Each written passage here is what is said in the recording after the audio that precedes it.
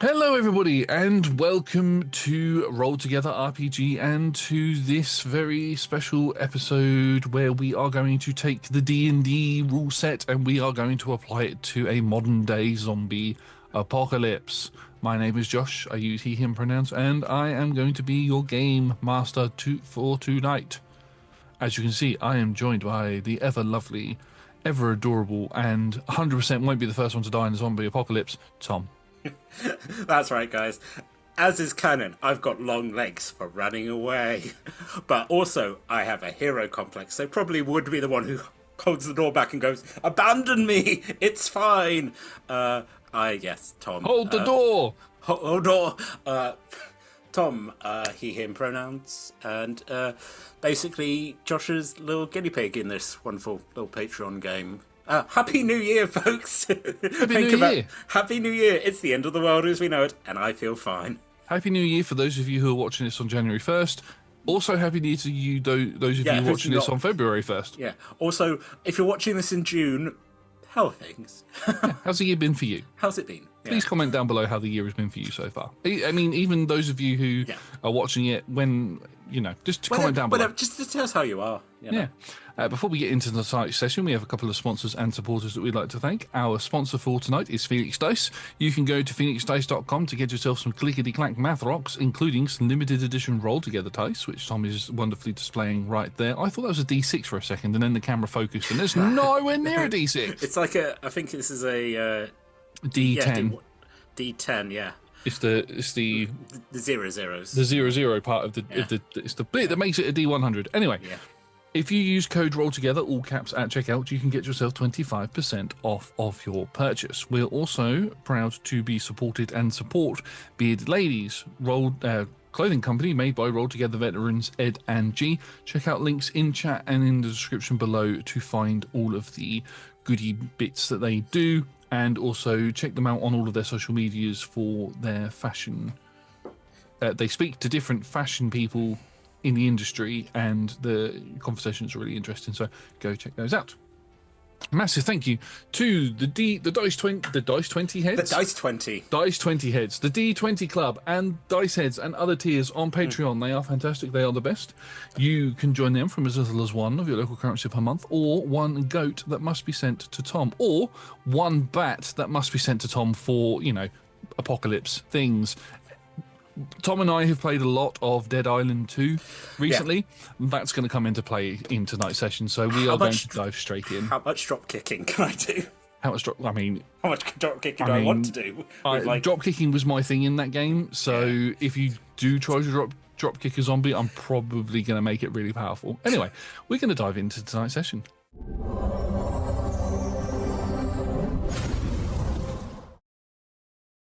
It's been about 5 years since an outbreak swept over what we believe was the world, and people began to get ill very quickly. They began to cough, splutter, people died, and then proceeded to rise again from the dead. And basically how any other zombie apocalypse that you've seen in any other media had started, it spread across the world, and survivors have been surviving. Basically, they've gone to various safe zones over the course of this time. Some of the safe zones fell because of overpopulation, and one infected person gets in and it sort of ruins it for everybody else. And the country where this story is going to be is set in England, because it's the place I know the most, because it's where I live. As you would think. We are going to be, the story that we are doing now is set in London. None of London survived. There were, or at least common opinion is that the entirety of London fell. Scavengers have coming to London to find supplies in various different places. It's become kind of a what's the term I'm thinking of? Like a skyscraper city. Most people don't travel around the streets of London anymore because of the amount of undead that are here. They tend to instead go through the buildings, and lots of planks, bridges, gangways, and things have been built between the various high buildings for people to sneak across. Because it's only been about 5 years, very little vegetation has started, or there are signs that vegetation is starting to grow through the streets, that nature is starting to reclaim London back, but it's not the Last of Us sort of style. It's not completely overgrown. This isn't 20 to 30 years later sort of thing. The undead are still very, very prevalent and around, slowly eating their way through those that have survived, so they haven't sort of died out on their own. And we come to the streets of, or the buildings that are on the Newham Way sort of bypass area, where we see Tom's character. What's up, guys? Name's Henry. If it's about 5 years, I'm probably about 23 now, although it's a bit difficult to keep track. I was coming to university in London. I was going to do English, which of course perfectly useful skills to have when the world's fallen apart. Although actually people do appreciate having someone who can, read and write. Sort of, it hasn't died out yet, but sometimes librarians. Actually, very useful. Quite a lot of them have tried to preserve the books, and like the tech bros were like, "Oh no, we can upload anything." Books, like paper books, are actually worth their weight in gold. So it's been miserable. Haven't heard of my family back in Reading since the end. Just eking out an existence, really.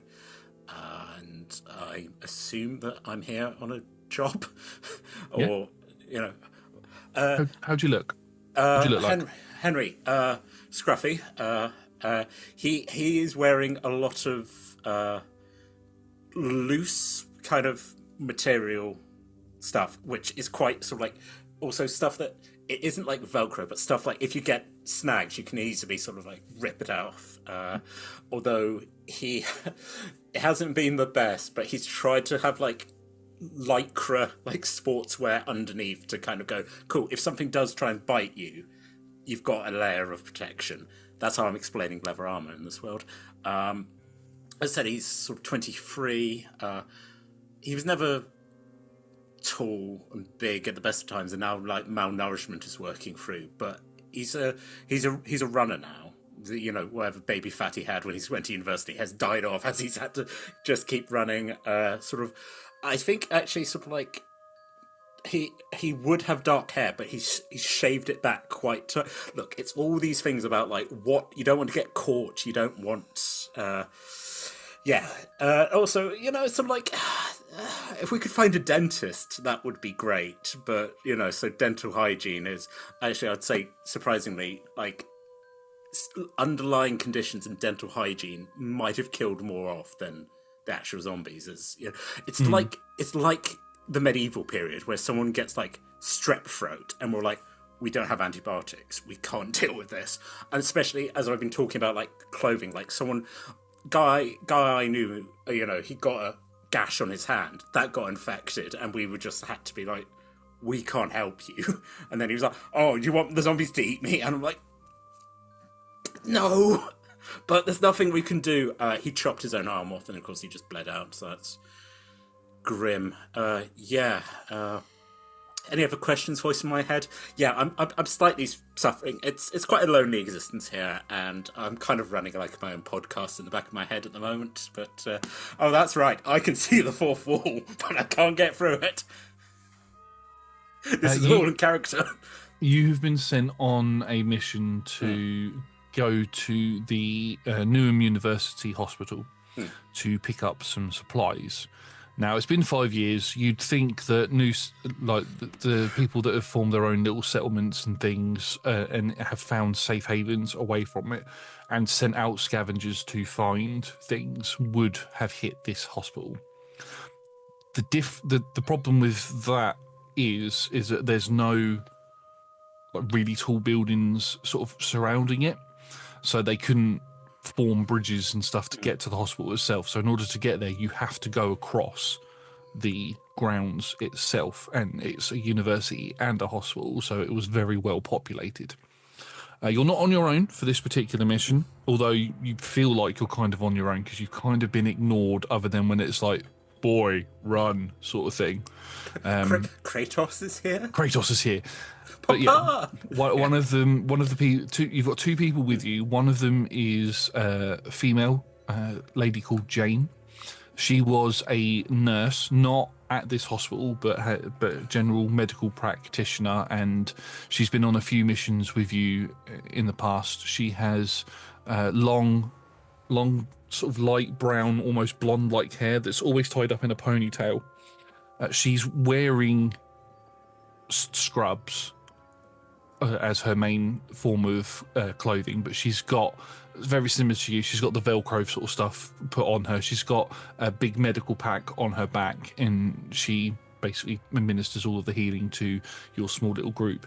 The other person that's with you is she's in her mid-30s. The other person that's with you is a man in his mid-50s and early to mid-50s, and because we've had the little joke about Kratos, he is a bald-headed gentleman with a big bushy beard. His name is Frank.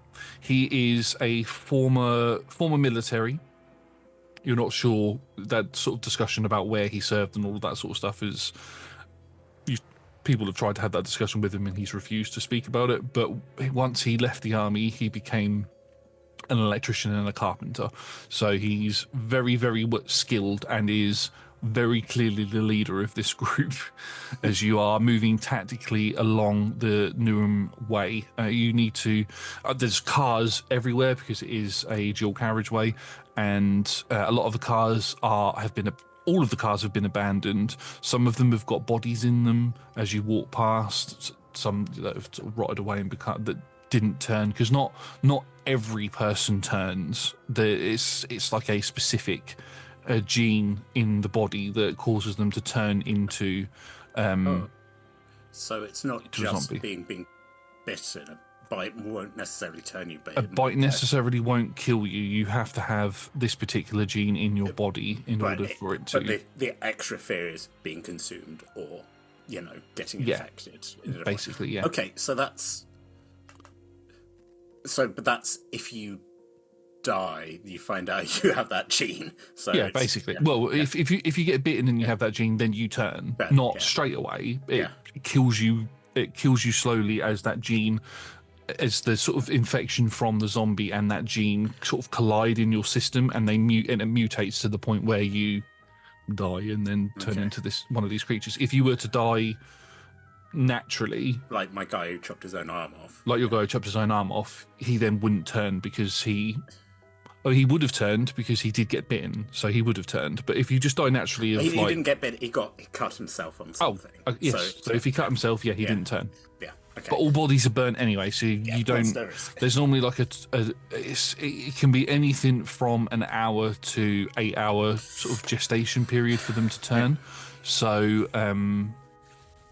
nobody took that risk. They just instantly burnt his body when he turned. So if someone does get bitten, what's the policy? Do we just not risk it? Is it? If you're out in the field, you are. It's that type of place now where if it's out in the field, you're either left or you're taken out, sort of thing. Okay, so like as a thing, if I get bitten, Frank's probably going to just take my head off. That's definitely 100%. Yeah. And Jane, actually, if it's 5 years in, we've probably all got used to it. So yeah, I think it's just the general understanding. It's not something that's that horrific. Yeah. There was a fourth member of your party, but unfortunately they got scratched by a zombie in one of your previous missions, going to one of the food banks to get some food. When you got in there was a few zombies inside the building that had been eating the sort of meat products that were there, and sort of jump scared one of the people who we're going to call Josh, and and scratched him. And instead of giving him sort of the the kindness the kindness to either do it himself. Frank just turned around and shot him. Thanks, Frank. I mean, he's a survivor. Yeah. Cool. Okay, so that's good vibes for me to know that it's not The Walking Dead where we're all going to turn, but it's still caution. Yeah, there is. If you were to, every time you go back to base, which your base is a what's it bloody called? It is I know what it's called. It's Tilbury. It's Tilbury Docks. Okay. Tilbury Docks is where you've come from. Which has meant that I believe it's meant that you've had to get a dinghy across the water to get here. No, it's on the same part of the Thames. So you've pretty much just come up from the Thames across Newham Way, and sort of stayed along the Thames because no, you would have sailed down on a dinghy because these things can't swim. So. Okay. So the safest way to travel is through the Thames, even though it's the most polluted place in the world. Well, it might cleared up a bit because does this mean the Thames is like the bottom of the Thames is just riddled with zombies? Do they drown or do they sink down? Actually, bodies float in general, don't they? So yeah. You don't know. You've seen a few bodies floating, but there's never been you're sailing along the Thames and zombies start jumping out at you. Okay. That's never happened. It's always seems to be a relatively safe place to use to travel. So that's how most people get up and down, like to get to various parts of London rather than doing it on foot. When you do go back to the Tilbury settlement, there is always a quarantine period where you go in, you're checked over to see if you did get bitten or anything, because people will sometimes lie if they've been bitten or not. If they find that somebody has been bitten, it isn't a case of they instantly kill you. They always put you into a quarantine container, as it were, and they leave you for the full 8-hour period. If you don't turn, you're released. And then blood tests are done. Samples are taken from you while you're in there, and they test your blood during that 8-hour period. If you don't turn, you're released and allowed back into general public. If you do turn, they're old tanning machines, the ones that spray you. So instead of being released, acid is sprayed on you and your body is melted. They just melt you. They just melt you. Effective but horrible. Yeah. Yes, it is not a very nice world. No. Anyway, so yes, the three of us are currently. You said the cars are empty. Cars are empty, other than a few bodies. You find some bits of luggage and stuff that have sort of strewn about the motorway because people were trying to flee London when they heard about the outbreak to start off with, trying to get to like the country and where supposedly it would be sort of feasible that there wouldn't be as many zombies around. So Jane's wearing her large backpack, and that's for the medical supplies. Large medical backpack. She's got the same sort of strapped armory bits on like you have, but you can tell that she's clearly got scrubs underneath.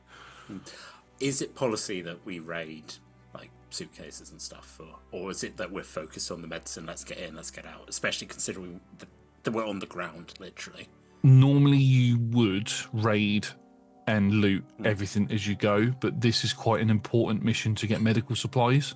So both you and Frank also have large packs with you as well, but yours are empty, whereas Jane's has got basic medical supplies in like bands, wraps and things like that.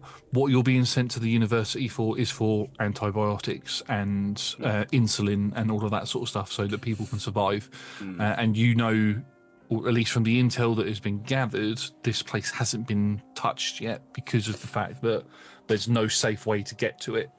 Hey, audience, if you're like, hey, doesn't this stuff go out of date? We're doing the best we can out here. We're surviving. Yeah. It's better than nothing. Yeah. But yeah, okay. And also we've got a trained nurse who could be like, cool, that will give you a heart attack. And like, thanks. Yep, she knows what it is you need. She doesn't know the hospital itself, but she knows what medication it is you need to grab. Which is why your team has been sent, because the three of you have worked together for a number of missions anyway, so you're acquainted with each other. and know each other's tactics. R.I.P. Josh with the poor Josh. now. Yeah, he hates being jump scared, or he hated being jump scared. He's Got him in the end. It will be the death of me, and next thing we know, yeah. Anyway. Okay, so as you come off of the motorway, you make your way. All three of you make your way through a large foliage of bushes, and as you pop out on the other side, you can see that there is a track course in front of you. It's all fake grass and stuff, so none of it's overgrown or anything like that. There are a couple of bodies laying around the track course itself. A lot of the fencing and things that would have been up around it to stop balls from going over and all of that sort of stuff, they've all collapsed or have bent out of shape, sort of thing. So it's easy access for you to get across. You can see the hospital building directly opposite in front of you where you need to walk. You need to go across this football pitch or track course, across a large open field with no cover whatsoever, and then you're at the hospital. You've got two other ways you could go. The way you're looking at it, you could go to the right, which will take you through the Gateway Surgical Centre, which again is another medical place, but it's a lot of winding buildings that you have to go through, lots of wards and things. So you could go through there and look for medical supplies, but there is a very high chance that you could jump scare, be in narrow passageways and all of that. The other thing is you could go through the pitch and go through the left side instead of going straight across the field, which takes you through like the accommodations and the school area. So you know that a lot of children were evacuated during the start of it, so the chances of you bumping into child zombies is very minimal. Zero, because it's me running it, so no children zombies. So that again you could get jump scared by things there, but it's open, more cover, open space, more open space. Okay, zombies, shamblers. Yes. So move at zombie pace. You in the 5 years you have come across a number of different ones. Oh no. So shamblers are a lot slower. There are more of them. There are a few instances where you've come across ones that are a bit quicker on their feet. Some people have called them sprinters, others have called them runners, but they're few and far between. Another one that you've come across are known as climbers, which are ones that can climb up things. A lot of people would spend a lot of time on top of containers and things, but then there are ones that can actually climb up and get to you. So I'm not using all of the Dead Island 2 zombie references. I'm throwing a bit of Dying Light in there as well. I was going to say, just throw me ones that like spit stuff at me. Why don't I'm going to. Oh, good. So again, it's not everyone's turned into a zombie. It has to be that they get bitten or infected. It's something to do with the genes. Mm-hmm. So that it is more people who have that genetic thing rather than it spreading like that. It's not like, what percentage of people would we say like who get bitten do turn? It's quite a high percentage because it's quite a common genetic modifier to have, basically. So it's 8 in every 10 people turn. Right. So the fact that they let us do the thing where we get tested is quite nice of them, really. Most people would. Okay. They need to try and keep They need to try and keep the civilization open. Yeah. Open. They need to try and keep the civilization alive. Yeah. And have I seen that? Have I seen people being bitten and then coming out okay? And yes. Oh yeah. That's like on display. The quarantine zone and all of that isn't, when you're at Tilbury, at the Tilbury settlement, isn't a closed off area. It is very open for people to see. So you have seen people get melted. You have seen people get released. Okay, but none of us have been bitten. None of you have been bitten in the past, no. Cool. That you know of. So also zombies. Do they? Again, basing on other things, do they scream? Do they go? Do they make noise when they see you? They are vocal. Yes, they do make noises. They tend to not follow based on sight. it's usually based on sound and smell. Right. Okay. So you would assume that they are maybe blind. Right. So this is the thing. It's all good to build this up because, yes, I think it's better for us to go through the open. Like you said, both the opposite directions have enclosed spaces. If it turns out there's nothing here, we can mark it on the map and come back again. But I think this isn't a video game. We're not going to wander off and like go, ooh, we've got to find the shiny bonuses. We're here for a job. Shiny! Guys, Josh will just wander off and I'm like, I where's wander. he If gone? I see something shiny, I'm like, I must have it. Oh, good. It's a bit of lore. We don't have time to read it, though. But yeah, I think let's focus on the mission. Let's get what we need. Let's get out of here. Yeah. So across the... Because that's the thing. So, like, if it goes bad, we can... Well, that depends if we're being chased by sprinters, really. But also, are zombies clever? Like, because there's bodies... Are they prone to like faking and then getting up, or is it the sort of thing like we would see them walking around if they were New zombie type unlocked. Yes, they are. Hey, there are some that are. So it started off. The apocalypse started off with the shamblers, and then the first sort of variant that you came across were the runners or the sprinters. The next one that you came across were the climbers.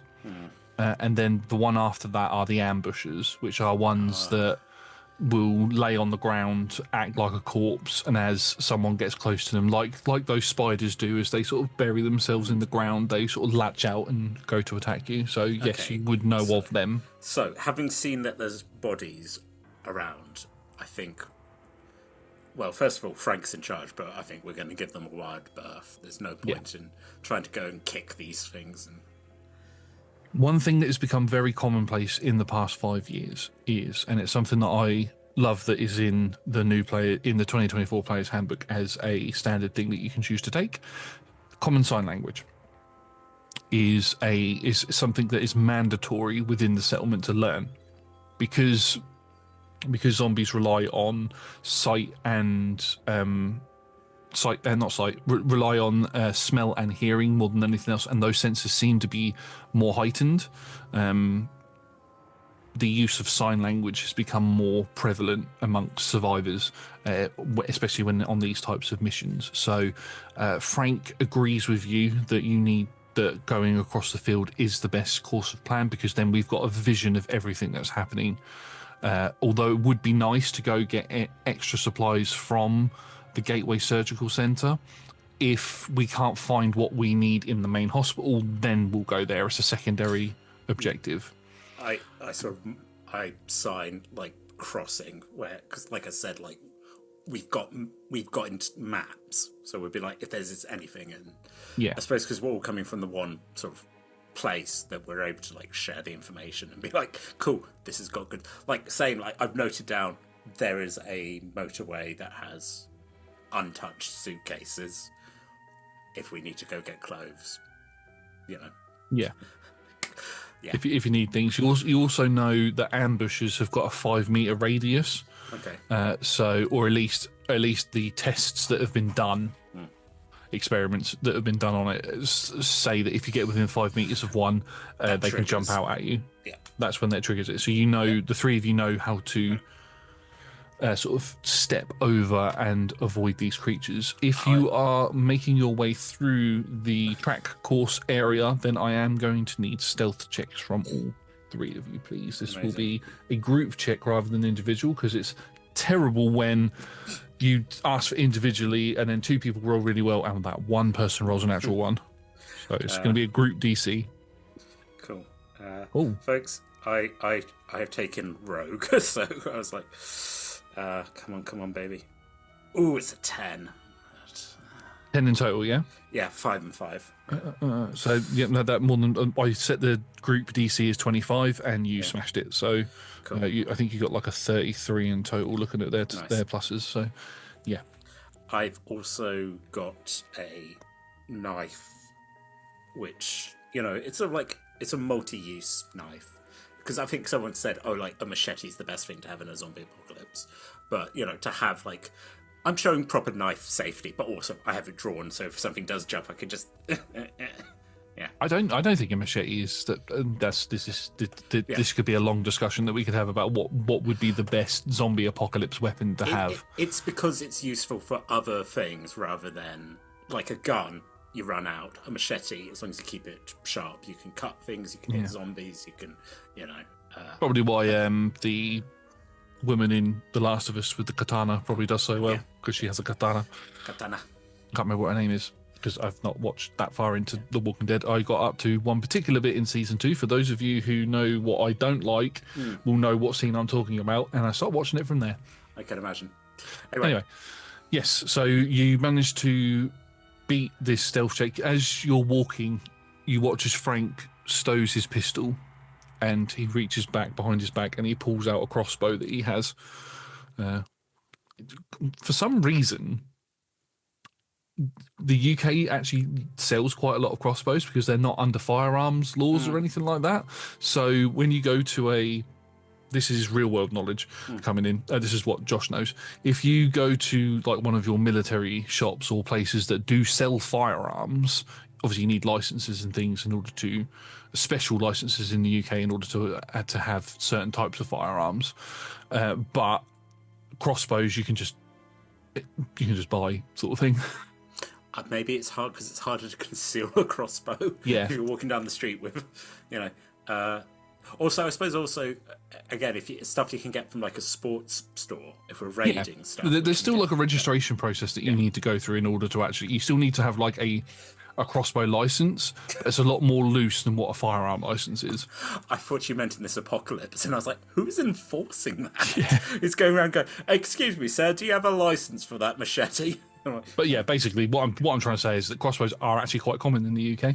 So this guy has a crossbow.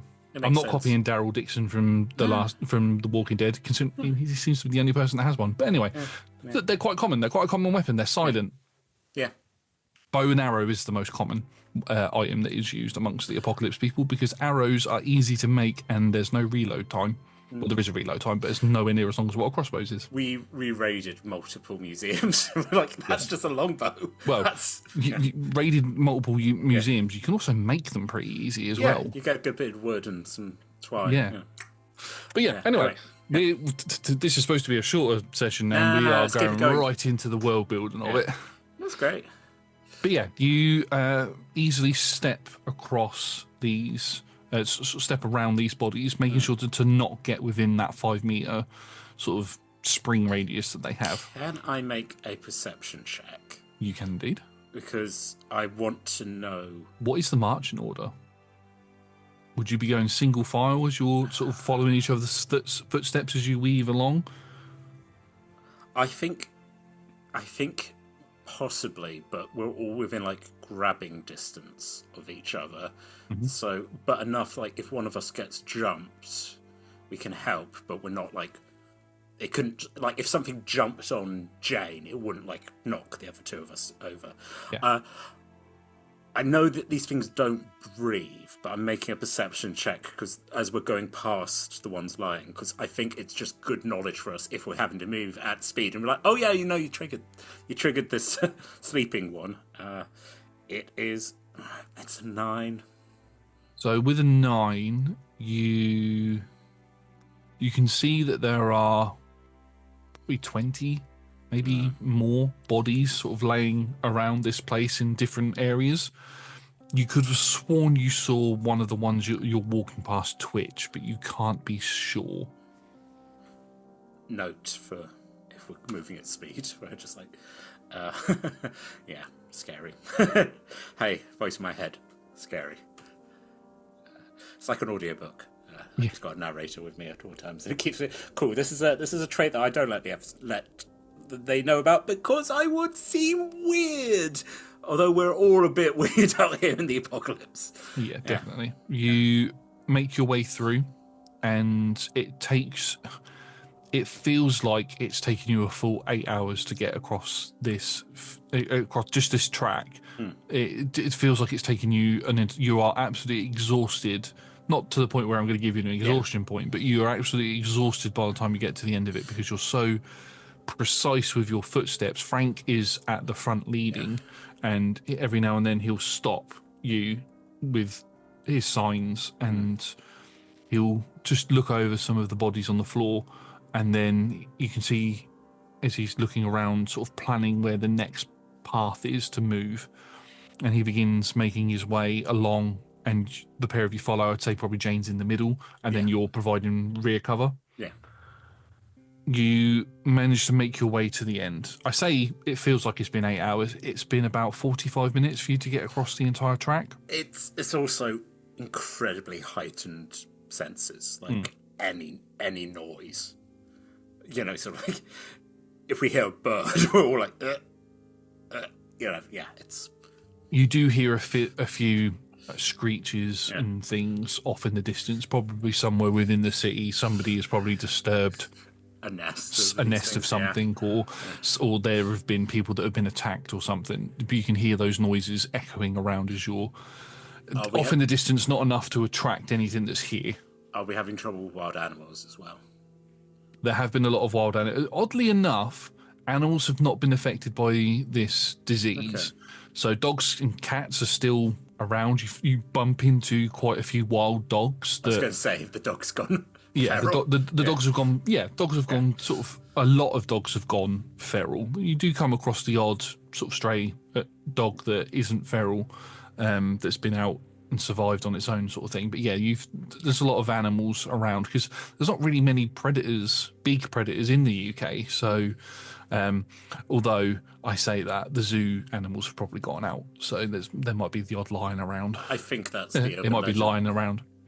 I think that's the urban legend that we talk about, where people, again, like The Last of Us, when people see the giraffes, you know, we're just like, you know, there's this thing. Also, because London is absolutely full of parrots, because people's parrots get out and then they breed. And so there's bits of London where and it's even more so, you're just like, oh, that's a macaw. You know, it's very beautiful, but also very sad. It was very tempting, just as a little segue for everybody, it was very tempting to have this zombie apocalypse set in the same London as No Die Park and to have dinosaurs around as well. But I thought, I'm not going to do that because that's Tom's story to continue. I think we could do that as a crossover. We'll see if we get more. And then it's like, hello, it turns out I played with God and, you know, twice. Oopsie doopsie. Oh, no. I wanted this to be a lot more gritty and and that is very not. It's very not, yes, but in a fun way. Yeah. Anyway, you get to another large set of trees and bushes that you need to push through in order to get to the large open field that will then take you towards where the hospital itself is. As Frank sort of pushes through, he stops in the bush line so that you can still see him instead of fully going through, and he holds a hand out. He holds his crossbow sort of up and then pulls his hand out and gestures for you all to follow. And the three of you can get into the bushes sort of within that tree line. I can see this large open field area. You can see the hospital. There's ambulances and stuff outside of it. Some of the doors look like they're open. There's gurneys and everything turned over on the sides. It looks like people left here in a bit of a rush. You can't see any people lying on the ground around it, but you can see zombies walking around. There are a few on the field as well. You're looking at probably, I mean, this is a rather large field, so you're looking at probably 30, 40 plus of these things just aimlessly walking around. Some of them are wearing like hospital clothing, like scrubs and doctor's outfits and things like that. Others are wearing more civilian clothes. Some are even wearing the little pinny things that they put on you when you go in for surgery and stuff. So yeah, there's a lot of them around. But again, they are more sensitive to sight and smell than what they are to sound and smell than they are to sight. That's what I meant. I keep saying sight, don't I? Yeah. And it's become a bit of a gross thing, but it's become a bit of a custom for there's a like I'm going to go there. Yeah. One thing that was discovered very early on is that one thing that the zombies are very attuned to is the smell of living flesh that has got blood pumping through it, and they are attracted to it. One thing that the few scientists that have survived and live in the various settlements have discovered is if you take the rolly deodorant things that you get and that you can roll on deodorant and stuff, and if you fill them with zombie bits, meshed up, powdered, sort of goopy zombie bits, and roll that over yourself, you smell like them. And so you've consistently got this smell of death around all of you, which you've all sort of become used to, but that does mean that zombies aren't attracted to, because you just walk out into the field now and they'd instantly smell you and attack you. But you can, that's why you didn't get attacked back there. So you can get through. If it rains though, you're fucked.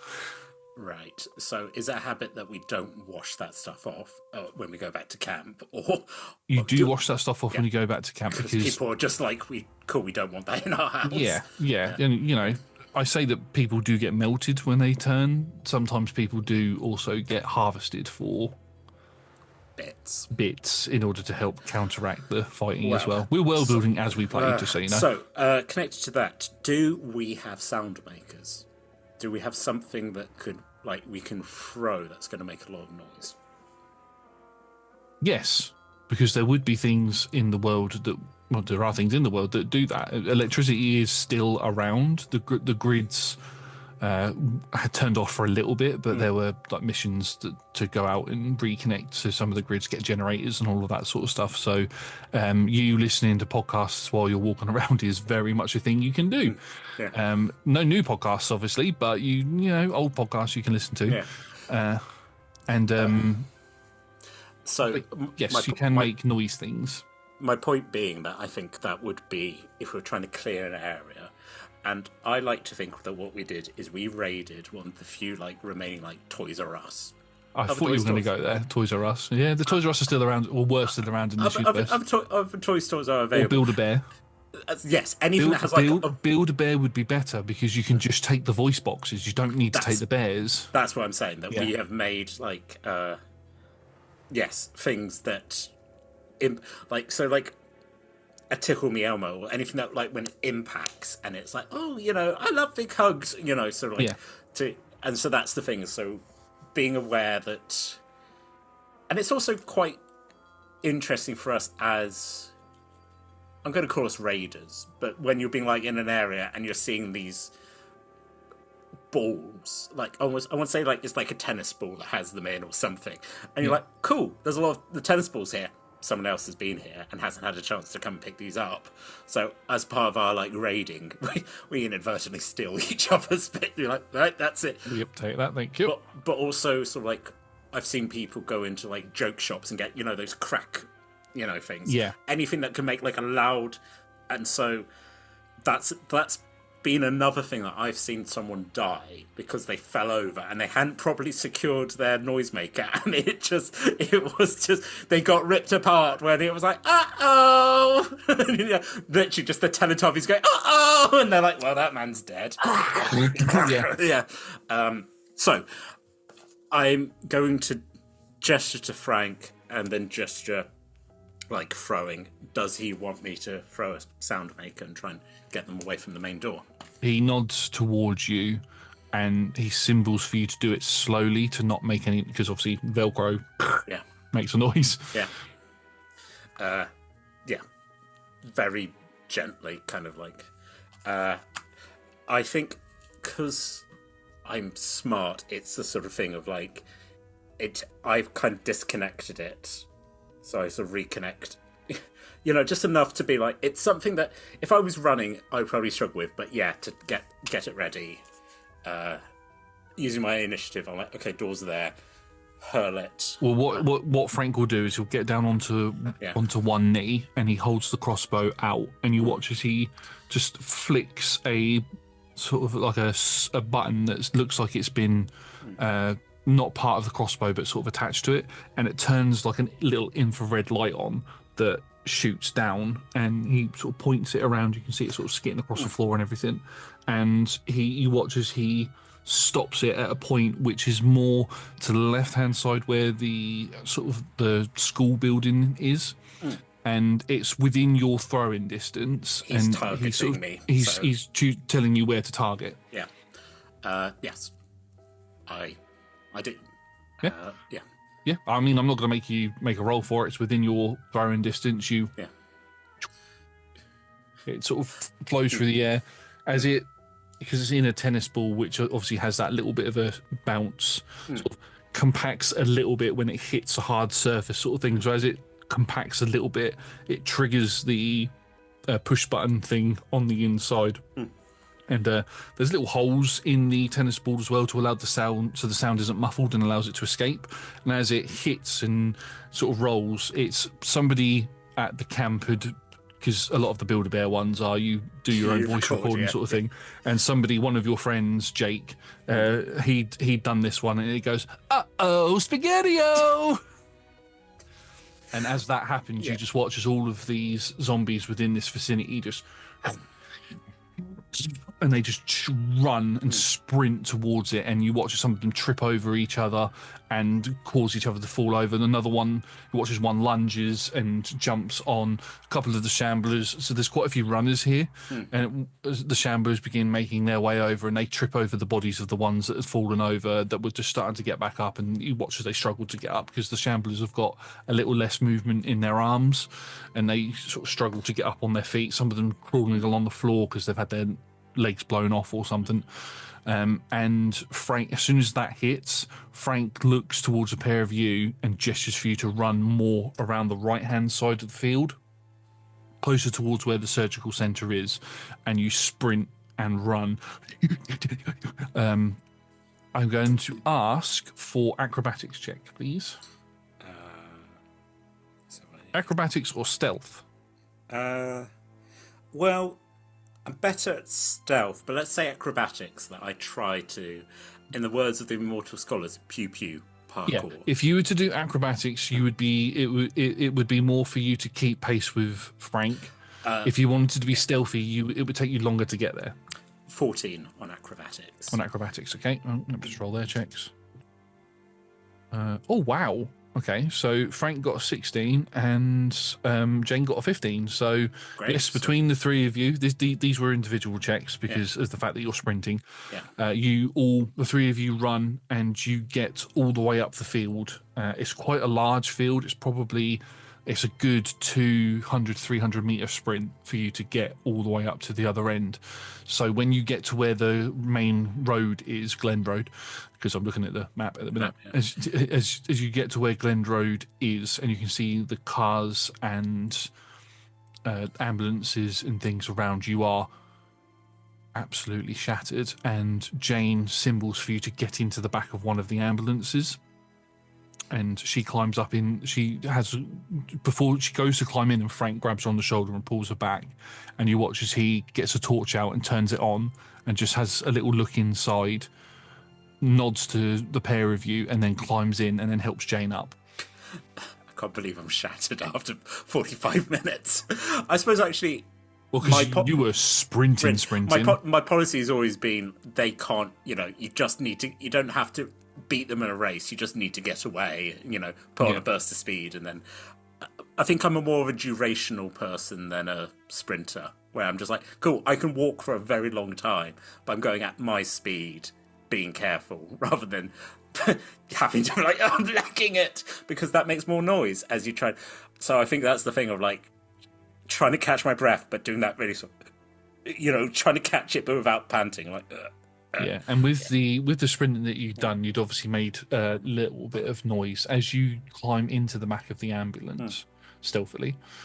You can see that a few of the zombies that had gone, or that were making their way towards where the noise you'd made had heard you and had turned, or your group, and had turned off to come and investigate what was going on.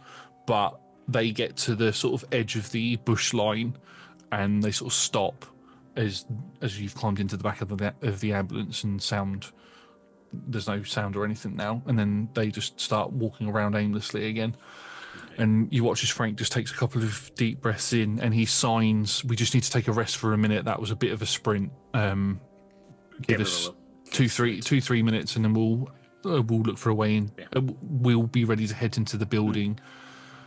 Young boy, do you want to go and scout for an entrance way in? Give him a salute.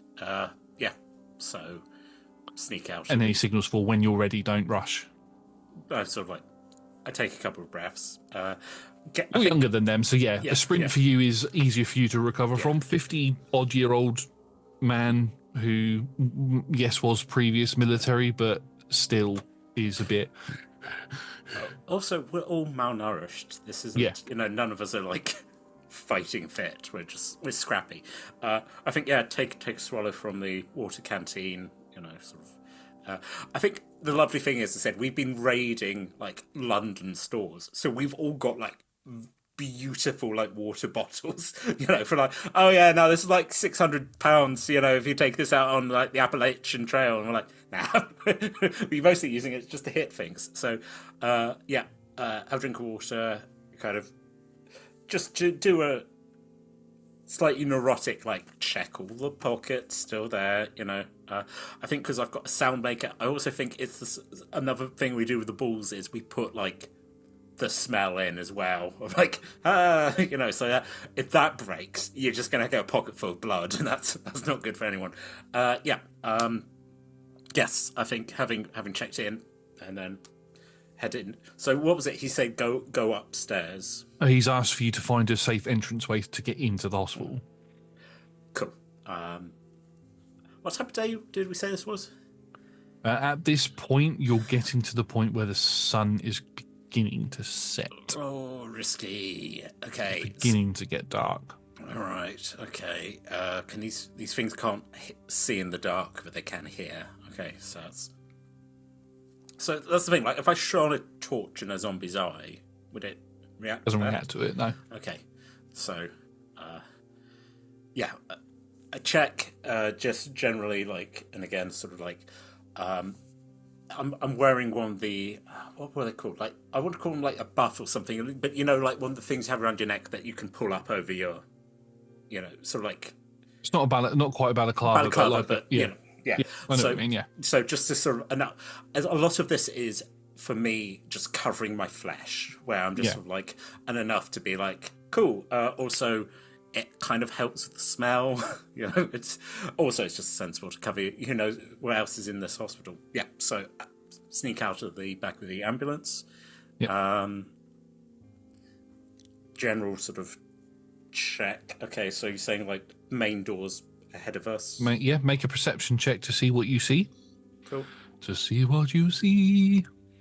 What do I see? Perception is 13. 13. So you can see the main entranceway. It's a large double door. Look like they were probably once automatic doors, but at some point the electricity to this place was cut, and the doors are not quite closed, not quite open enough for people to fit through without having to squeeze. But you can see there's a few shamblers moving around in the sort of general entranceway to that. As you scour some of the buildings, you can see where the main entranceway is. It's got one of those sort of overcast ceilings with the pillars and things, and you reckon that there's an ambulance parked near it, so you reckon you could climb up that ambulance onto that roof and probably find a window somewhere. It's a case of like all of the first level part of the building is all extended by this single-story roof that you could climb up to and have a look for an entranceway there. Can the others? Are they're capable? This isn't like a difficult climb. No. It would be you'd climb up onto the bonnet of the ambulance, because the ambulance is turned the other way around. Conveniently, you can climb up there and then get up onto the roof that way. You can go up there and have a look. I think so. I think that's a good idea. Make me a stealth check, please. Cool. Stealth is dirty 20. Awesome. So you're up there relatively easily. No noise is made. You get onto the roof, and like I said, it's a single story, probably about 5 foot gap between where the edge of the roof is and the building goes up further into more floors. You have a little look around and you can't see any broken windows or entranceways here. But as you sort of move along the roof a little bit, it's quite safe up here. That you can't see any. There's the little gravelly bits on the top that every now and then there's a little scuffy noise that you make. You stop and have a look around, but it wasn't loud enough for anything to hear you. You can peer in some of the windows, and you can see that hospital rooms and offices and things. There's lots of blood everywhere, but you don't see any bodies in any of the rooms. There is one point where you get towards the end of the right-hand side of the building, and you look in just as a shadow moves past, as if something is moving around in there somewhere. But as you get to where the corner is and look down sort of like the length side of the building, you can see that there looks to be a broken window with a table has been put through the a folded table has been put through the glass, and it looks like there's been somebody at some point had tied some bed sheets together and made a rope to climb down. So it looks like you found an entranceway. Right. I take it the bed sheets look weathered if it's been Very out. weathered, yeah. Yeah. Okay. So I think it's just a general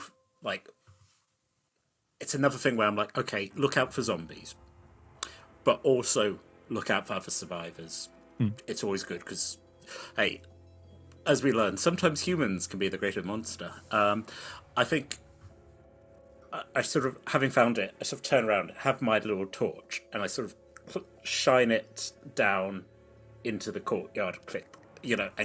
So because if we know that lights they're not good with, but the humans could obviously, my people can see that I sort of click the message is basically Morse code SOS type thing. So obviously, it's not SOS though, but it is found an entrance. I think maybe let's say it's SOS. That it's enough to be like we've got like symbols and we're like, oh, that means okay, and then that's sort of like So so it's basic Morse code with lights, and you can symbol that you found an entranceway. Yeah. Short and sweet, not full sentences, and you see a little light in the sort of little cuppy plastic bit that some ambulances have on them. You see a light reflect back that just acknowledges what you've said, and you can stay there for a few moments as you watch both Jane and Frank climb out of the back of the ambulance. You can see that Frank's got a little bit of a sweat on at the moment, and they begin making their way across. Frank looks up and spots you,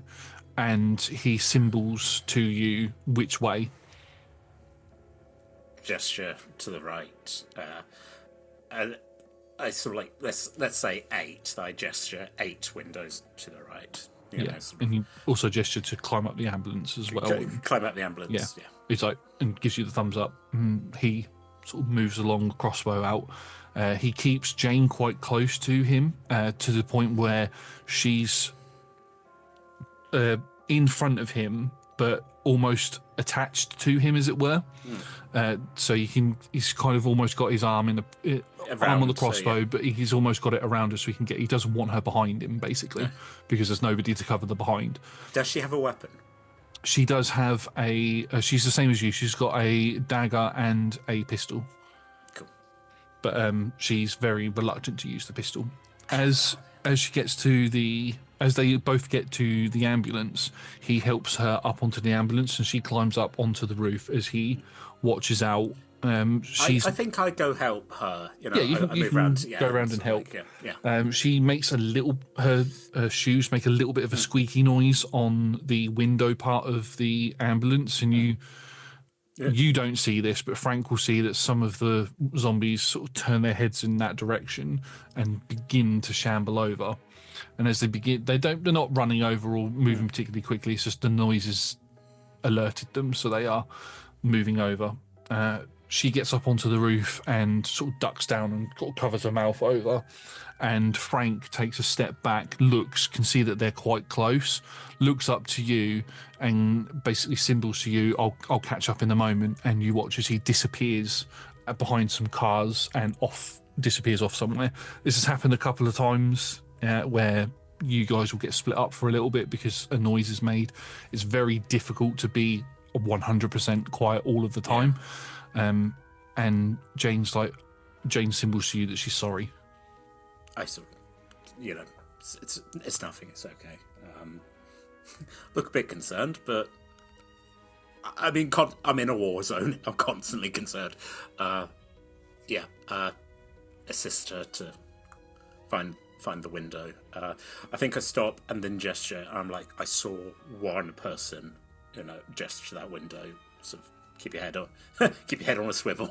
You audibly hear her take a big gulp. Not enough to attract any. Oh, the zombies come out! Yeah, it's not nothing like that. That's great. She's not as used to the field as me and Frank. She's been on a few missions with all of you, but from conversations that you've been able to have, she's very reluctant to go to hospitals because she is a person of healing and she doesn't want to see people in that sort of state. People that that could have been healed in this sort of zombified state, and she's not one for taking lives. She's never actually pulled her gun out and shot anyone. Right. Okay. I think having known that, I have not cruelly, but being like, cool. I need to know that you can. Let's go shoot some cans. Just enough to be like, yeah, that's fine. I understand that. I just need to know that because she's got a good head, but just enough. Because I think actually, just as a side thing, I always think it's really interesting when you're talking about cowardice in like things like this, where you're like, cool. When you're like, oh, he's a coward, you're like, oh yeah, because he's like the bad guy. You're like, no. Sometimes people just go, nope, nope, nope, and just have that moment. And same with that, where you just be like, I just need to know that if it comes to it, we're going to take care of you, but if you run, we're all in trouble. I don't think you will, but let's just make sure you do know how to use a gun and to clean it. Yeah, she knows the basics on how to use a gun. Her aim isn't always perfect, but she's as well trained as any other person. She's not former military or anything. I also, I'm an English student, but sort of like sometimes it's like if Frank hadn't gone, like I would have thrown a rock at a window just to make a noise. Sometimes it's like, cool, don't try and fight these things. We probably won't win. They just need one good day and that's it. But let's try and be stealthy. So that's why I survived. And poor Josh, the thing just came over the wall and just nibbled him. Yeah. Well, we don't talk about what happened to poor Tom. Oh no, Tom tried to befriend them. Yeah, idiot. Anyway, let's carry on. Hero. Yeah. I'll protect the door, and then they got through the window. Banana. Anyway, let's break into this hospital. Let's steal some drugs. Both of you make your way through this broken window and into what looks to be a patient's room. The patient, there's no sign of the patient being around anywhere. This room doesn't have any blood in it, so the patient either got out or got out. Yeah. I don't know why the all came in there, but the patient probably got out. And you can make your way over to where the doorway is. The door is open and it leads into the corridor of the ward that you are currently on. I'm doing that sort of military, like shine the light, check, because as I said, zombies, but also there could be other people here, Yeah. You just got to be cautious. Yeah. Yeah. You take a little look out. I'll get you to make me a perception check, please. I'll get Jane to roll one as well, actually. Nope, not with that. Can I do investigation? Because I'm taking the time. If you'd like to, yeah. Yeah. I mean, this might backfire on me. It's an 11 investigation. Folks, I have to keep reminding myself I'm level 1 because I'm like, 11. You're like, you got a +3. That's good. Yeah, Jane only rolled an 8. She rolled a 7 + 1. So you both sort of look out. You look down the right side of the corridor. She looks down the left side of the corridor. This room that you've come in was quite close to the corner of the building.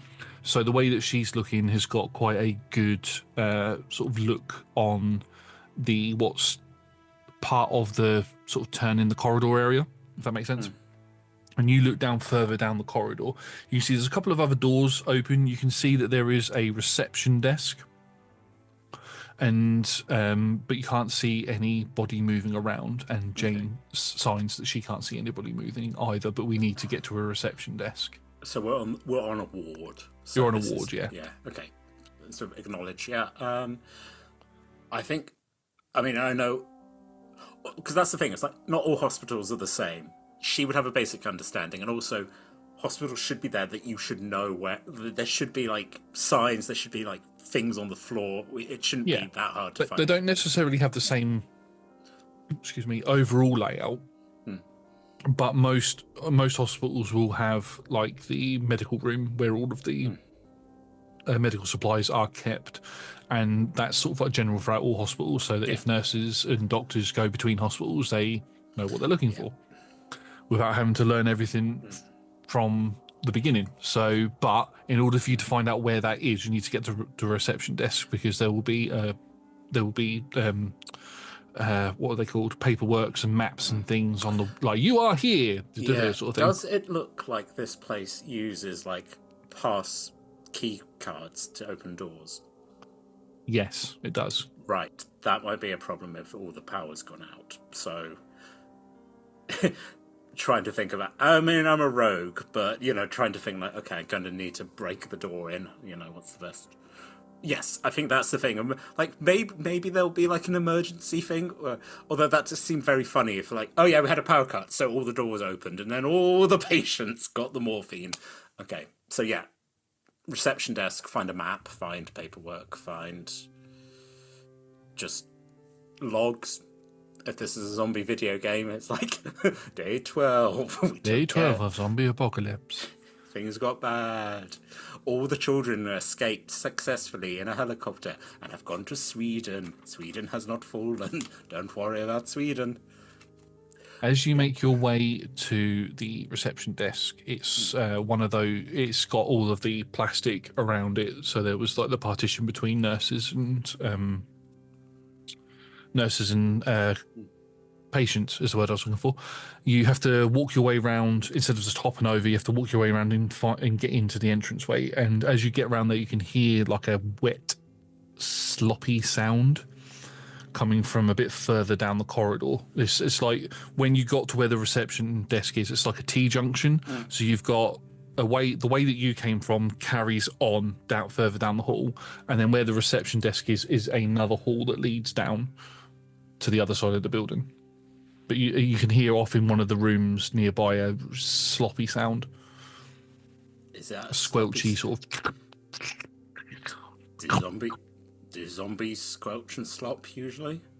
Yeah, it's not. You don't. It's not. I mean, you've heard lots of sounds. Yeah. It's not. It's not a good sound, but you can't pinpoint exactly what it is without physically seeing it. It's not like every time a zombie moves, it goes. No, it's not like that. No. Okay. So, I think I sort of stop Jane and go. Do you hear that? She listens out. Takes her probably about 10, 15 seconds for it to register. She's like, and she nods. Do you know what that is? She shakes her head at you. She's not 100. Okay. She sort of gestures, not 100% sure. Maybe a zombie. Yeah, she does the thriller thing. Yeah. I think that's the sign language. I'm not sure what BSL for zombie is. It probably is sort of like gesture. Do we have to go that way? I just need to go here, and it's literally just slide around, and you're in the reception area. I've got a torch, so like torch. One hand torch her, me looking that way, hand by gun ready just in case. Yeah, I mean, you could do the whole American detective show thing where you've got the torch and the gun out sort of thing, moving around like that or like that. However they do it, either way. It's been 5 years since I've been able to watch a cop drama. I don't know. What would they do what would they do in NCIS? Yeah, what sort of CSI? Like that, I think trying to sort of like make sure she has light, but I'm not gonna go poking around in that. That's not my job. But yeah. She begins moving around the paperwork, and she's being very quiet with it all. She watches, she opens a drawer and has a little look through there, and then she goes to close it, but she stops herself, pulls some of the paper out as like a buffer, and then closes the drawer without it making a noise. And that sort of folds out, and you can see she's rooting around a little bit, and you can still hear this squelching noise. And then eventually she finds a list of inventory of what this ward currently has. And she walks back over to you and taps you on the shoulder, and she points to the list, and it has pretty much everything that you want on it. It's got insulin, it's got antibiotics for various different ailments and all of that sort of stuff. And she gives you a thumbs up, and she gestures that you need to go down the corridor where the squelching's coming from in order to get to the storage cupboard, into the medical cabinet. I just sort of like, that's very, not as sort of like dramatic as I normally would, but just like. She also does this to sort of signal for a key card. Not on the. She shakes her head no. I might take the pens because I think it is just something that we do. Like, if we can take small things that aren't going to make too much noise, pens are always useful, and pens won't go dry. So just general like theft, if we can, like in video games where you like take the scraps. Take a couple of pens. Yeah, you can do that, and then you can begin making your way down this lovely corridor.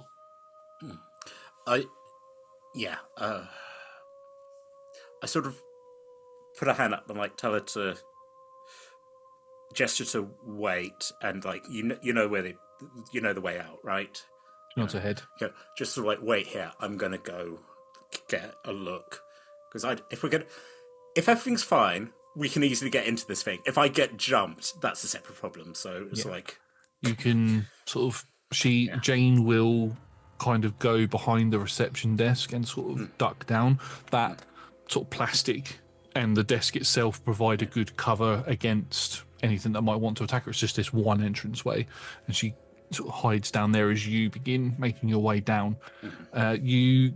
She pointed out on the map where the medical cupboard would be, and it's towards the end, second door on the left from the end.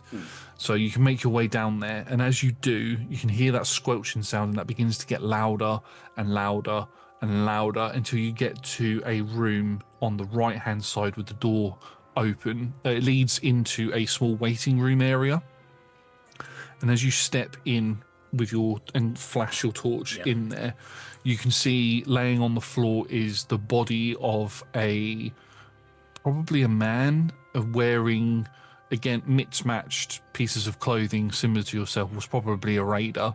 A similar sort of scarf that looked like it was pulled up over his face, but it's half pulled down now. You can see a look of fear was the last thing that was on his face. And kneeling down in front of him, his guts strewn all over the place, is a zombie that is putting their hands in and is just eating bits of him as it's stuff in its face, basically.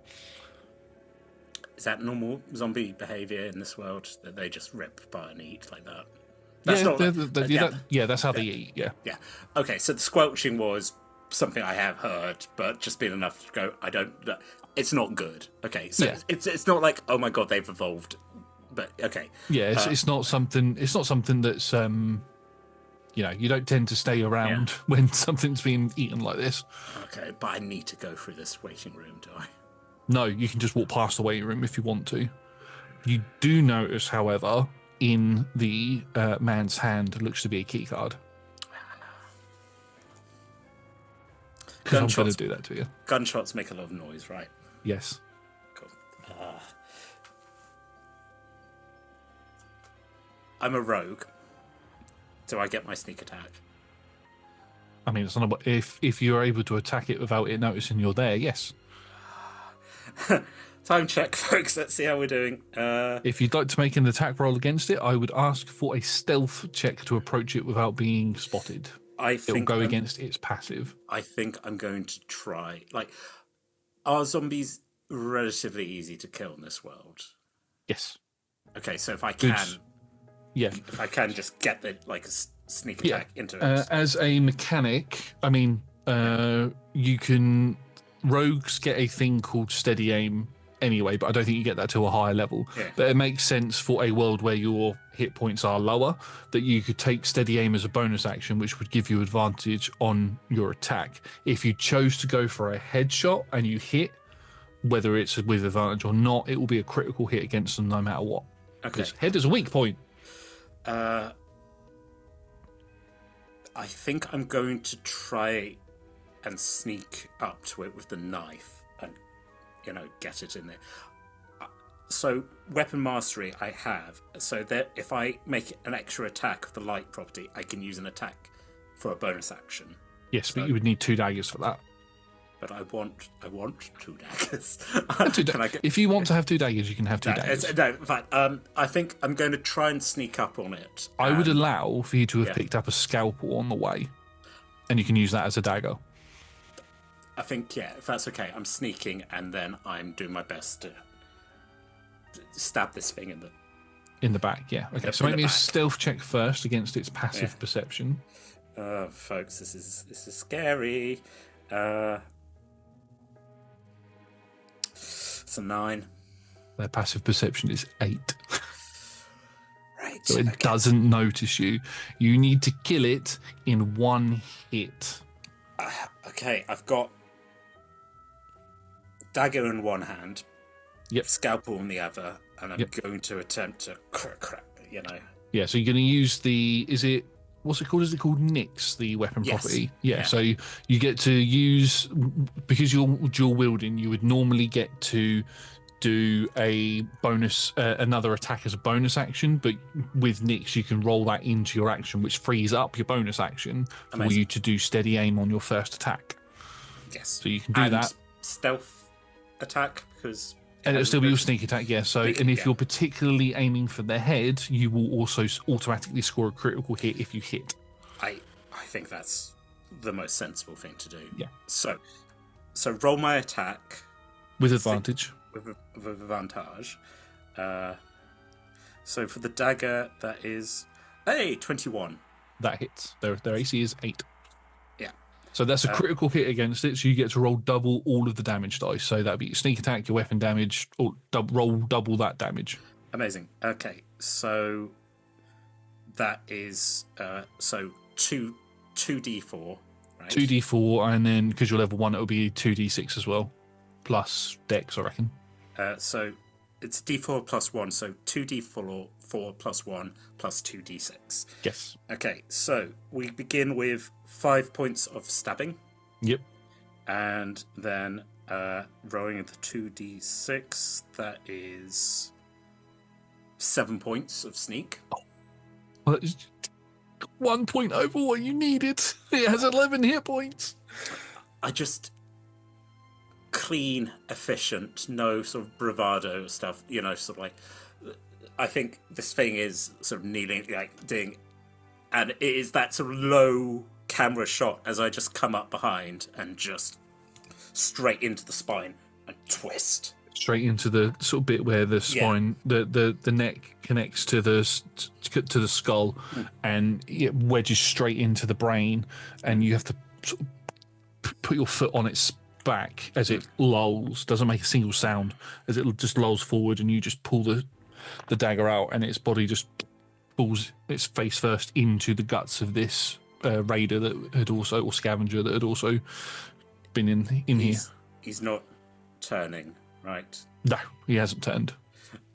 I think I'm sort of, again, I don't know if we've got a morning thing, but I sort of tap the clean bit of the day against, just some form of salute. You don't recognise him, so he's probably from a different settlement. Yeah.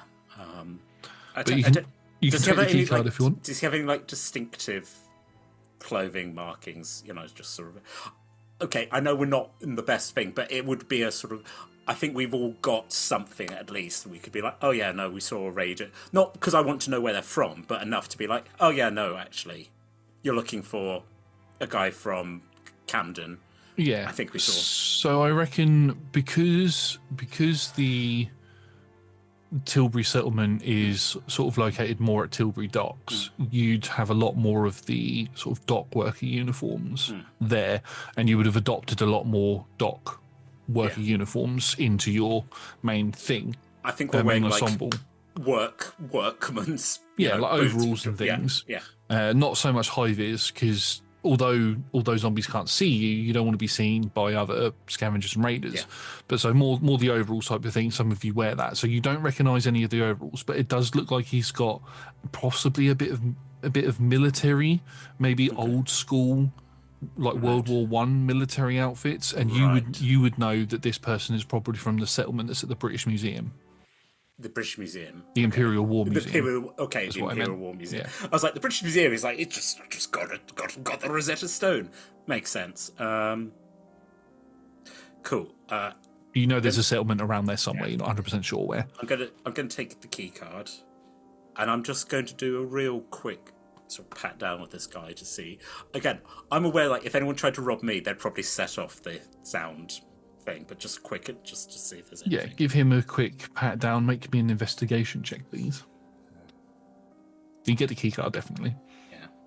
No, it's again, it's like, hey, if the only thing we get away with is some pens, hey, nat 20 for 23, baby. Amazing. One thing you do notice is Jane follows behind, not a little while after she heard the noise and wanted to check you were okay, and she walks in, she's like, symbols to you. I need to stop going to do it with my hands because I can't do it, but she symbols to you, is everything okay?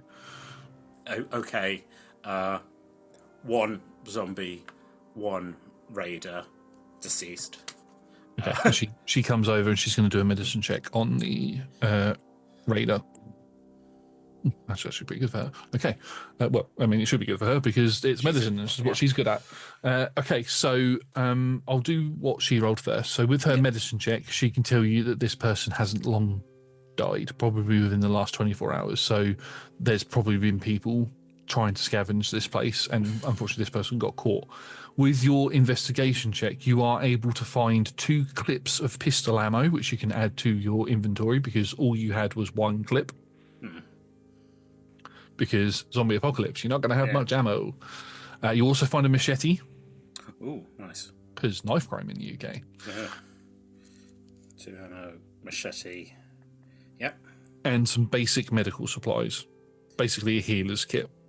Here's kit. Amazing. You can use. Well, it's like not so much a healer's kit. Basically, it acts like cure wounds. When you use it, you heal for a D8. I'm imagining it's like a travel thing. Like it's like a stim, because video game logic. Yeah. Where, I mean, other brands are available. It's just a tube of Savlon. I'm just like, owie. Owie, it hurt. Owie, yeah. Pick the key card up and Jane asks, holds a hand out for it. Hand it over. You take that. She takes it. Is there, like, hand sanitizer, like, because it's a hospital? Yeah, there'd be hand sanitizers on the wall, yeah. I go over and...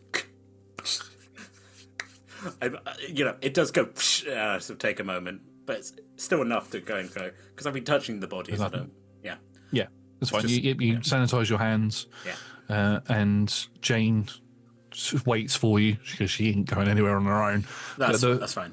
The pair of you can make your way towards where the medical cabinet is, and she will look it over, and you can see that there is a very faint light on it.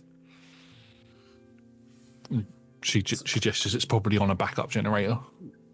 Just a moment. I prepare. Gun ready, it's loaded, prepared. Like, okay, because if that thing goes boop boop, we just have to be prepared. Yeah, so I'm ready. Keeping an eye out. Actually, hold on. Is there like a window in the... There's a window for you to see into there, yeah. I'll shine the torch in, because the last thing we need is like a doctor to have been stuck in there. And I'll protect the morphine, so just check there's nothing else in there. Oddly enough, you do see the body of a doctor laying on the floor in there with blood sort of pulled around them a little bit. They look like they've been dead for a very, very long time. There's a thick layer of dust in this room as well, and it's sort of settled on their body as well. They're decayed to the point where they're almost skeletal in appearance. Right. Zombies don't look like that. Right. No, it's been 5 years. Once the food source dries up, they might start looking like that, but at the minute, no. My hope is that I'm just going to tap on the glass gently enough that there's no reaction.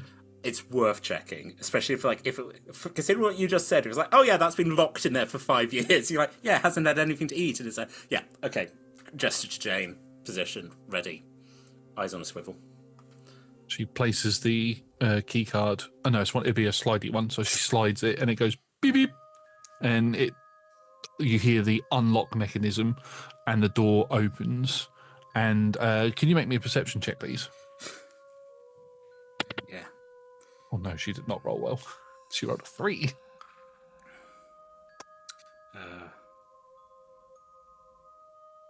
13.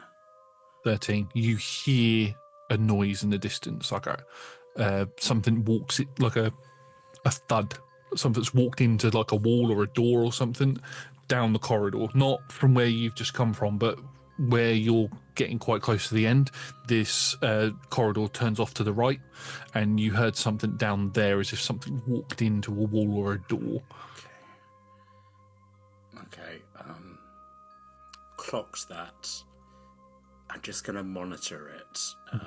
I think I'm going to prepare another one of my sound things. I mean, that's not an infinite resource, but it's just ready in case I need to. Actually, rolling it down a corridor probably wouldn't hurt if it sounds like something's coming this way.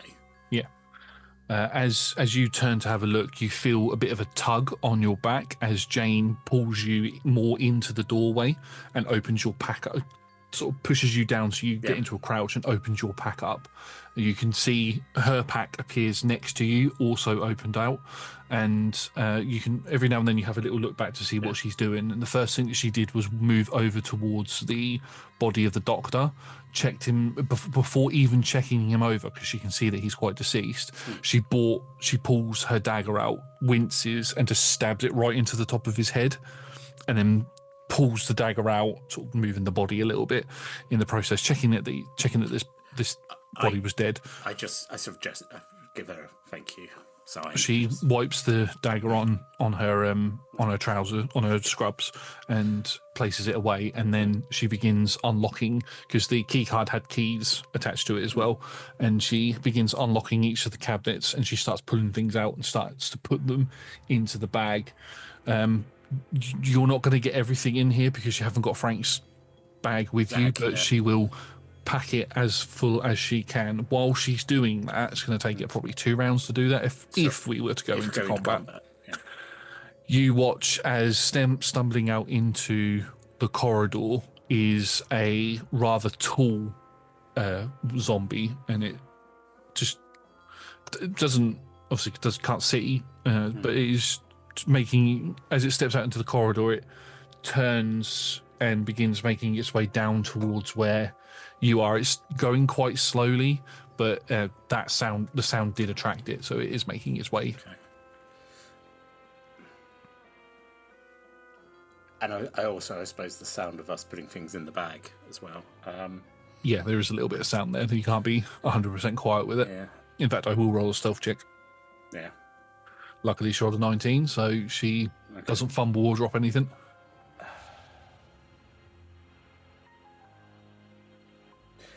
So, again, if this thing goes past us, it's still going to be in the way if we're trying to get back. So, yeah. Okay. I might try and I don't want to move, but to try and make like an audible distraction. I realise because, hey guys, I've just said I've got these sound things. I don't know how many I've got, but... One more. Yeah, maybe that's the thing. Sort of like to set it up and to sort of roll it back the way it came. Yeah. Yeah. Yeah, I'd say you've got one more sound thing, and then you've got 2 of the blood ones. Yeah. Yeah. Actually, I'll tell you what. I might try the blood ones just to sort of like... But then... Yes, and then hopefully we can, when it's distracted. But the problem would be I'm scared of bringing like a lot here. But Yeah. yeah. You know that I would say that you know that blood, like zombies, like sharks, can smell blood from quite a way away, a lot further than what they can hear. Okay. So you would probably attract a lot more to your location if you were to use blood. I won't use blood. I don't think I'm going to use the sound quite yet. I think I'm going to be sort of like having signed to Jane, like we've got a walker, just keeping an eye on it to be enough. Like, as I said, I've got ammunition now, which is great, but that seems like a last resource if we need to go. I think that's the thing. I just chat and I'm like, get ready to go if we need to, because we've put some stuff in, but just be ready. I hold my attack, I hold my action to just see what's going to happen here. If we can be quiet, we might get away with this. I don't want to. I've already had to kill something today. Yeah. You watch as it gets closer and closer, and Jane, you stop feeling your bag get filled up. You stop seeing Jane's bag get filled up. She stops in place as this zombie walks right up and is within sort of touching distance of you as it just stops where the door was. Yeah. And then you hear a clattering sound further down the corridor, and you watch as it just turns and begins making its way down the corridor, down towards where the reception desk is, and down that way. And if you were to look down there, you can see a bald-headed, bearded gentleman sort of stick his head out as he's picked up like a can or something and has just lobbed it down the corridor and caused it to clang and bang. And you watch as he moves into one of the rooms and silently closes the door as this thing begins shambling its way down. I think click, click, click the light into so Frank can see the light through the door, just to be like, just enough to go, yeah, okay, thanks. It's like I think it's whatever symbol for, like, as we said, like okay or like success. Yeah, it's like tick tick. Tick tick. Two clicks for okay. Yeah. One click for not okay. Yeah. Jane moves a bit slower because this thing's still quite close, but eventually also, we're carrying like heavy stuff and like pill bottles, so I think so it's going to rattle. Yeah. So we're going quite slowly and just you get in. Everything gets sorted. The bags get filled as much as they can without it becoming too overcumbersome, and Jane does your bag up, does her bag up, and then between the pair of you can help her put her bag back on. These are more like military bags, so they've got the straps that connect across the chest and across the stomach, so they're proper solid on your forms.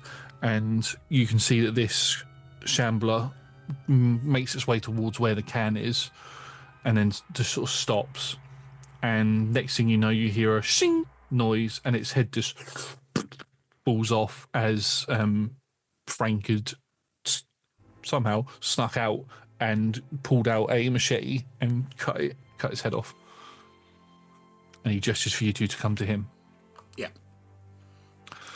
So check. I'm like, you good? You bitten? He shakes his head. He wasn't bitten or anything. No, just to do us. No, we're good. Yeah, he just gestures. I had to go the long way around. Understood. I was like, the one raider, military. And I gesture. I've also got machete. Just like, he doesn't have it. Actually, I give ammunition. I sort of like gesture to Jane. Like, does she want the? She sort of shakes her hand at you. No, thank you. Cool. I put it back into my secured pocket. He nods and he gestures for you all to move, and you can make your way back towards the patient's room with the broken window and the table. You climb out onto the roof, and you can make your way down. And what way would you like to go? Would you like to go look for some more supplies in the surgical centre, or do you just want to book it straight out of here? It's dark, isn't it? It's very dark now, yeah. I think... No, I think we've got 2 full rucksacks, which is great. Mm-hmm. It doesn't look like like having sort of like taking a moment and like, Josh, I'm being very cheeky about saying what I've got and haven't. Like, I think like a little pair of binoculars just to sort of look. Oh yeah, like night vision binoculars. You definitely have. Let's say we stole some night vision. I think we went to like a fancy like London. Oh, it's a hunting store, and we're like, cool, we're hunting the deadliest game. Also, the each of the settlements would have been first sort of established by military people. Yeah. So whether those military people are still around or not is to be seen. But they, at some point, they would have had to have shared their gear out with other people who were training up to go out. So hopefully, I think I'm just going to have a look at like this other building. Just to be enough to be like, can I? Because if it's like, oh yeah, no, if it's overrun, that's a problem. But again, sort of like we haven't heard like a lot of the zombies in around the area. No, it's having a quick look at it, and I won't get you to roll perception or anything for it, but having a look, it looks like it's the same as the hospital. There's probably some inside, and there's some milling around outside as well. So it's possible that this would be a good place to come back to in the future. That's what I've noted. And having sort of I it's been risky. I've had to kill one already, which isn't great. I was lucky really with that, and we're lucky that Frank was able to draw that tall one away. So yeah, I'm sort of like, actually I sort of look at Frank and and Jane was like, should we go? So yeah, and you get towards where the no, because I'd said you were already down off of the roof. Yeah. So you begin making your way through, and I think at this point, oh no, that's not very good. No, you hear a noise coming from where the school is. And as you're out are you just running across or moving across the field slowly, or are you like sticking to the small tree line near the surgical place? What is it? Or you're going near the school? What way are you going? I think, what do we think? Like, if we're going like in the middle of the field, we can see things coming.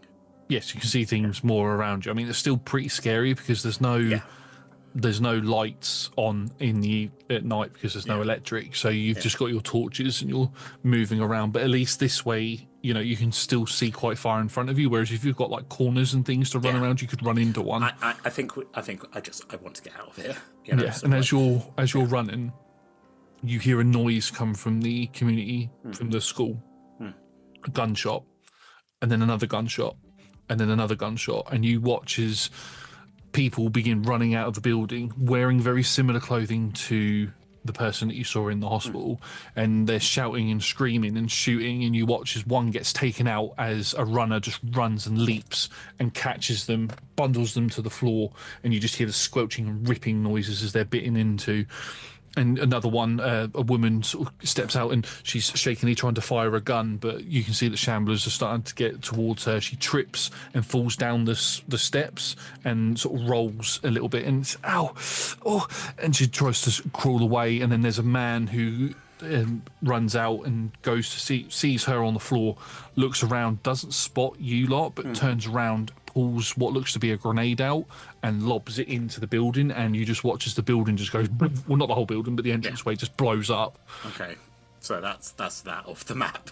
Well, I mean, not the entire building's gone, but they're blown. And then he gets overwhelmed pretty quickly as well, as these fires lick up and these walkers begin to walk through. But this one woman is trying to crawl away, and she's just about to get pounced on, and Jane looks towards the pair.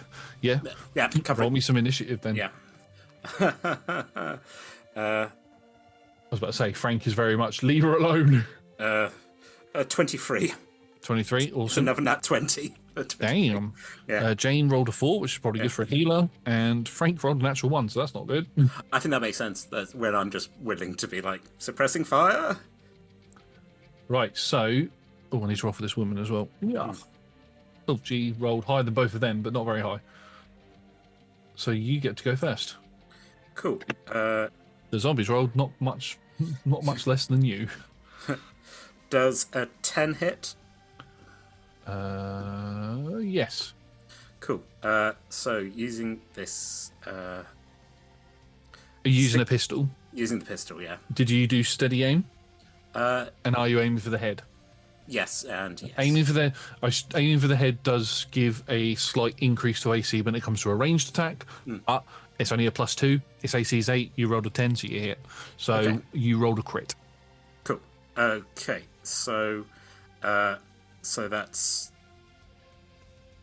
the stats on this is 3d6 plus 1, so that's 66.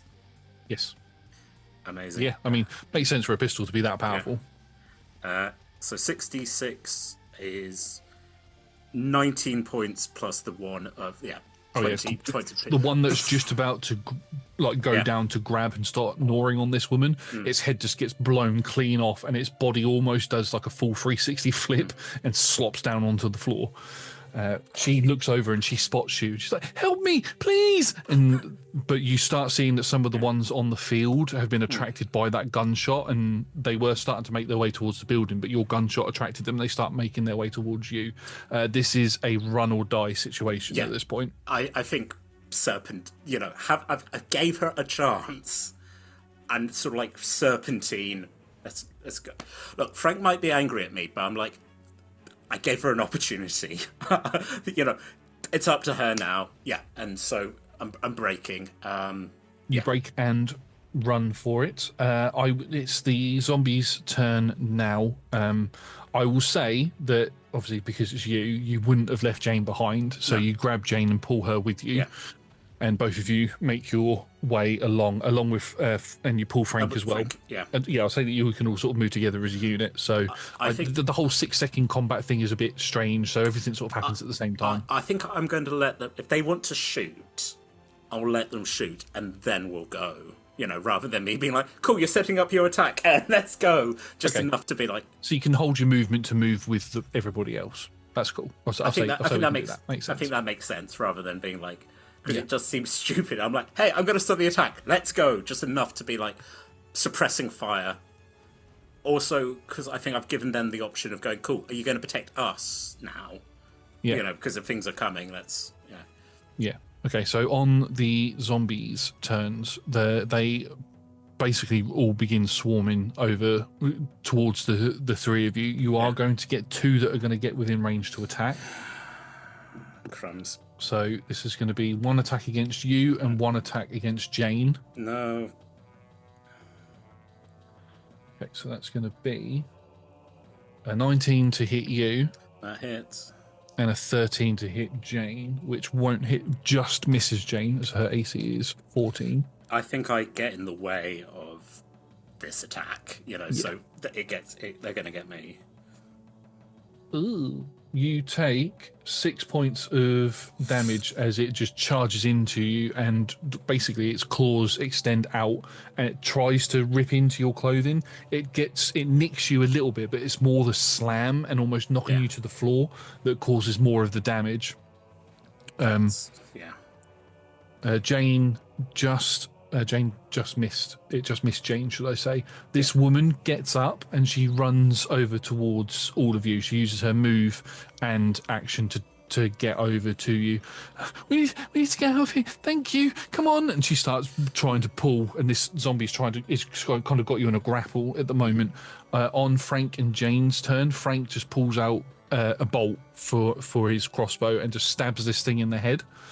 It doesn't quite die from it, but it's enough for it to let go, and he grabs you and you all begin running. This is now going to become a skill challenge as you are running, so it's going to be a joint acrobatics check for you to literally just peg it, and it's going to include this new woman who is going to impose a disadvantage. She's going to roll with disadvantage because her leg is injured. Right. So again, it's a joint DC. Actually, she rolled really well. Can I change it to acrobatics, or was that a bit too cheap? Did I not say acrobatics? I think you said athletics. Oh, yeah. Acrobatics or athletics. You could do either. Pew pew, parkour. Okay, so my acrobatics is 14. Who got on that one? No one did. Both Jane, I need to take a picture of that. Both Jane and Frank rolled natural 20s. I rolled 2 natural 20s on the same dice. Why does that not happen when I'm a player? I think because these are your DM PCs, where you're just like, they're part of I can't believe I just did that. Right. Yes, you smash it. And that is a perfect place for us to end the adventure on, as with those 2 natural 20s, you're able to run through the field, run past the park, at the track course, not activate any of the zombies. You watch as some of the zombies that chase you do activate them and they get attacked. And you manage to get yourself to... I'll just, as a final thing, and I realise, speaking for the very first time, I just go, my name's Henry, to the woman. She goes, my name's Sophie. Nice to meet you, Sophie. Nice to meet you. As you all begin running towards the River Thames so that you can get onto your little boat that will take you down to Tilbury. I'm helping her because I think, so like handshake, and then I'm kind of like, right, put your arm around me, let's go. Just, as Frank's sort of like, what the fuck? And I'm like, it's a nice lady. I haven't met many nice ladies. You run and make your way towards. As we end with you being chased by hordes and more zombies begin joining this, as you are not being particularly stealthy about the way that you're running. You have to make your way through houses and estates. Basically, it's a long way for you to get back to the Thames, and I think leaving it on whether you survive and get home or not I think that's going to be good for another adventure to see if these characters survived. Thank you very much, everybody, for watching. We have been Roll Together RPG. If you've enjoyed what you've watched, we play D&D and other TTRPGs on Mondays and Tuesdays from 6 p.m. UK time over on Twitch. You can also catch more of this sort of stuff on YouTube and on our Patreon. Sign up to our Patreon. Massive thank you to the D20 Club on the Patreon, and the Dice Heads and the other tiers. They are fantastic. They are the best. You can join them from as little as 1 of your local currency per month, or 1 goat, which must be sent to Tom for various reasons, or 1 machete for... No, actually, no, I'm not going to say that. Just imagine. They're like, well, cool, we sent you weapons. I'm like, oh, God. Oh, no, let's not do that. Massive thank you to our sponsors and supporters, and we will see you in our next video. Goodbye. Bye.